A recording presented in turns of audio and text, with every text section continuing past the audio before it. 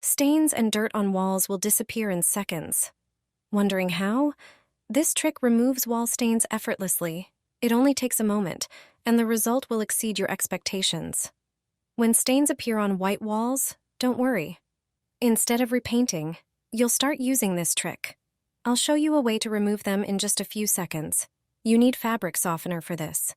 With its help, your problems will vanish. Prepare a small bowl. Use the fabric softener cap as a measuring cup. Pour 4 capfuls of water into the bowl.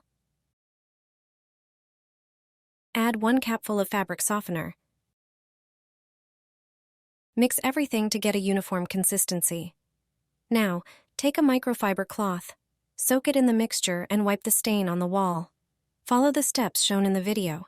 Just wipe the stained areas with this solution. The effect is amazing. After a few moments of wiping, the stain will disappear. There won't be any trace of the stain left. The wall will dry quickly, and you'll forget the stains or dirt were ever there.